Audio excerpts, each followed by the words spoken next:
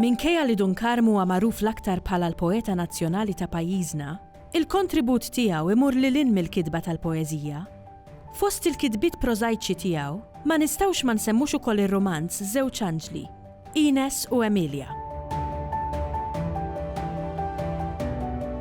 Ines u Emilia huwa romanz li huwa miktub bit-Taljan minn Domenico Caprile u ġie tradott tal-Malti minn Dunkarm. Huwa l-unika xogħol ta' traduzzjoni fil-forma ta' proża illi kiteb Dunkarm. Minkejja illi Dunkarm kiteb diversi poeżiji li għamel traduzzjoni tagħhom għal-Malti minn diversi lingwi, fosthom il-Latin u l-Ingliż u l-aktar mit-Taljan, iżda fil-forma tal-proża ir-romanzu Ines u Emilia huwa l-unika traduzzjoni fil-forma tal-proża. It-traduzzjoni kienet element ewlieni fil-viżjoni tal-letteratura tas-seklu 19, mhux biss għax setet toffri orizzonti ġodda lill-letteraturi Ewropej, imma wkoll għax kellha sehem fl-iżvilupp tal-qrubija bejn ilsna differenti. Fil-każ tal-letteratura bil-Malti, il-kittieba Maltin kellhom żewġ raġunijiet għalfejn kellhom jittraduċu xogħlijiet ewlenin bil-Malti. L-ewwel raġuni kienet illi fl-Ewropa f'dawk iż-żminijiet it-traduzzjoni kienet popolari ħafna u allura bil-fors illi f'xi mument jew ieħor kienet se ssib ruħha f'Malta wkoll. Iżda wkoll kien hemm il-bżonn illi ħassew dawn il-kittieba Maltin biex juru illi l-ilsien Malti m'għandu xejn anqas mill-lingwi oħrajn u kien għalhekk illi kitbu traduċew diversi xogħlijiet importanti f'dawk iż-żminijiet bħal huma l-Bibja u d-Divina Kommedja biex iwasslu l-messaġġ illi l-ilsien Malti għandu l-għodot meħtieġa biex iwassal xogħlijiet daqshekk importanti f'dak iż-żmien. Apparti traduzzjonijiet bibliċi, insibu traduzzjonijiet oħra ta' ħafna u ħafna romanzi l-aktar mit-Taljan u wkoll b'element gotiku għaliex ir-romanz gotiku kien l-aktar romanz illi kien popolari f'dak iż-żmien f'Malta. Ines u Emilia huwa storja ħafifa ta' żewġ tfajliet illi jiltaqgħu f'kulleġġ u tant isiru ħbieb illi jsiru jinħabbu bħal aħwa. Bit-tjubija tagħhom huma jirnexxielhom jelbu l-ostakli kollha tal-ħajja kif ukoll jirnexxielhom iqarbu lejn xulxin żewġ tiqraba illi kienu ħalfu illi jivvendikaw irwieħhom minn xulxin.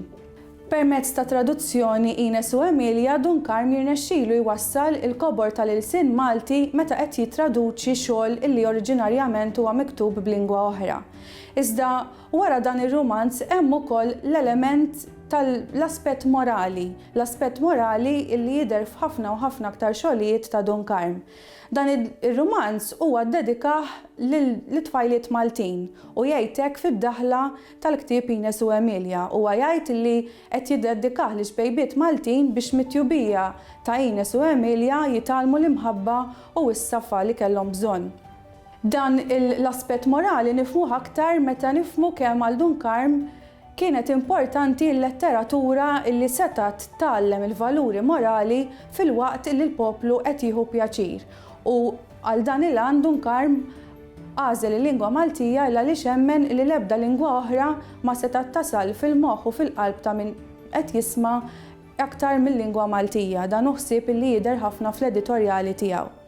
Imbagħad hemm ukoll ix-xejriet illi juru l-ħila ta' Dunkarm bħala traduttur. Din il-ħila ftit li xejn nafu biha iżda jekk inħarsu ħarsa lejn ir-romanz nindunaw li Dunkarm baqa' fidila l-aħħar lejn il-verżjoni oriġinali u ħsieb li wassal Malti miktub safi u Malti miktub bl-aktar mod li jinstema' naturali ħafna iżda qatt attent li l-kelma Maltija mhix qed twassal anqas il-messaġġ tal-kittieb u lanqas tnaqqas il-ħlewwa tar-rakkont. U hemmhekk naraw kemm Dunkarm irnexxielu iwieżen dawn il-karatteristiċi tant tajjeb biex iwassluh bħala traduttur tajjeb ukoll apparti bħala poeta. Li kieku kellna nistħarġu it-tradizzjoni f'Dunkarm, irridu nistħarġu kemm il-poeżiji kif ukoll il-proża. Jekk nagħtu ħarsa lejn il-poeżiji, għandna diversi poeżiji x'nistudjaw, imma min-naħa tal-proża dan ir-romanz huwa l-unika xogħol ta' traduzzjoni. U allura jekk verament irridu nistudjaw lil Dunkarm bħala traduttur, irridu nistudjaw ir-romanzi Ines u Emilia biex naraw kemm Dunkarm kien traduttur tajjeb anke fil-qasam tal-proża u mhux fil-poeżija biss.